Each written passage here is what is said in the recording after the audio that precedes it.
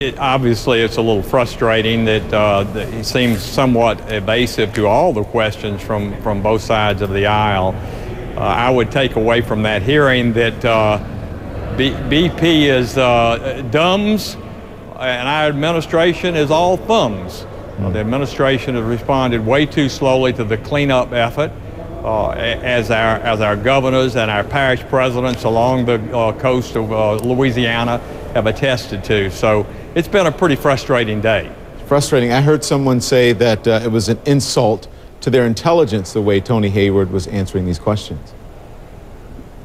Well, like I say, his response was all dumbs, and it was somewhat of an insult to our intelligence. Obviously, he's being a little bit evasive. We're not getting very much information out of him. What would you like? When I talk about the response, what would you like to hear from him? More specifics? He said he had an engineer, I think he said a structural engineer or some sort of engineer that could answer questions better for him, but he was not calling on that person, that expert, to come in. So what specifically would you like to hear from him?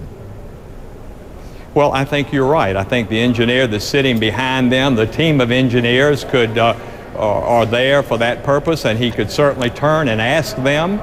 Take 10 seconds to get the information to respond to our questions.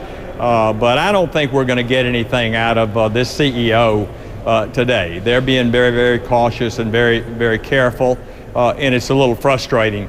But let me take an opportunity to say that I think the response of our administration has been totally unprioritized.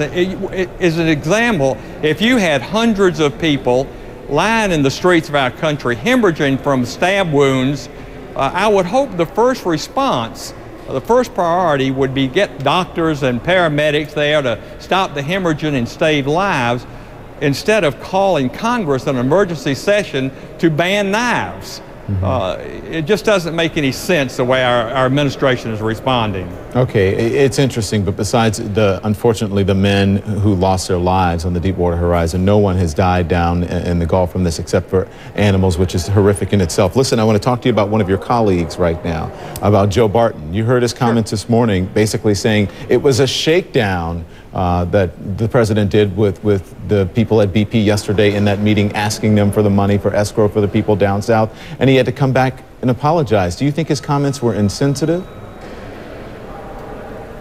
Don, I think he was right to apologize. I think that his comments did come across as being insensitive. I think I understood what he was trying to say, but obviously the BP executive, the CEO, sat down with the president, and there was an agreement to set up this $20 billion escrow fund. No gun was held to the head of the BP executive. So I think Ranking Member Barton was wrong in his statement. And I think he did the right thing in regard to apologizing and trying to make that, clarify that remark this afternoon. I commend him for that. Joe Barton's a good member. He's a traditionalist. He's well respected on both sides of the aisle. Listen, I'm going to let you finish. There's him now live, and he is asking Tony Hayward some questions. And while I have you here, I just want to tell you, and it's going to take a little bit to do this. You said that he's a respectful ranking member, but we have researched Congressman Barton, and today we learned that since 2007, he's accepted more than $300,000 from the oil and gas industry. That's a whole lot of money. In fact, it's more than 6 times as much as the average member of that Energy Subcommittee, and more than 50 times as much as Committee Chairman Henry Waxman. So is there, the question here is, he is grilling Tony Hayward, but in some way is he being, I don't know, disingenuous by not saying, how much money he has received? Or maybe some might think that that's the reason that he apologized to BP, because he likes the oil industry. Well, Don, I guess it's a fair comment for you to bring up, and you have those figures in regard to the contributions of Joe Barton. Maybe you also have the total number of contributions that were made to then candidate Senator Obama when he was running for the presidency. I understand that, and we will get those figures, but that's not what we're talking about today. He is being spoken to, or is being asked questions by a subcommittee, and the person who apologized to the BP chairman today was Joe Barton. So that's the reason we're bringing it up here today. So I understand what you're saying here, but I think it's a bit of apples and oranges. That's not why I brought you here. I just thought our viewers should know that. So listen, as you go back into these hearings today, and you have the chance to possibly speak again and ask questions to Tony Hayward, what are you going to ask him, especially about what you're saying to me here on television, about being transparent and about giving some answers not only to you but to the American people? Well, I'm going to insist on transparency, and I'm going to tell him in no uncertain terms that he is fully responsible for the environment, for the lives, for the cleanup along the Gulf Coast.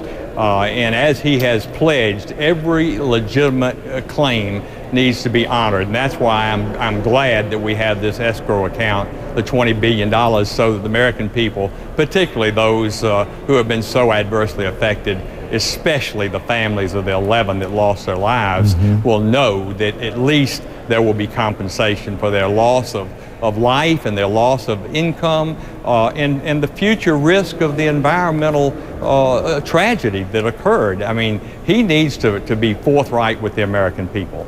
Okay, so listen, let's get back to the news of the day. And we talked about Joe Barton. This will be my last question for you. With the ranking members, Sure. As far as the ranking members, is this over? Is this a done deal because he's apologized, or is there going to be some talking to Joe Barton after this?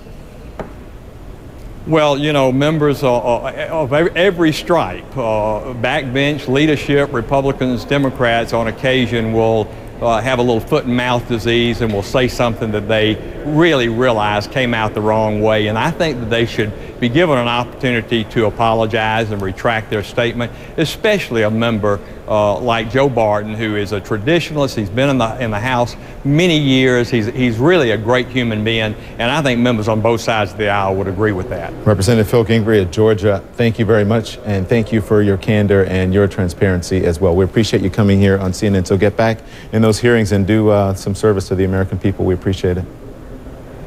Don, thank you so much. I'll do just that. And we're going to continue to monitor those hearings happening today on Capitol Hill. Tony Hayward, man, what a day. Unbelievable television. I hope you have been watching, and I hope you stay tuned. We're going to be back in just a bit. We're going to get back to those hearings. We're also going to bring in Candy Crowley, who is the host of CNN State of the Union, for her perspective on this as well.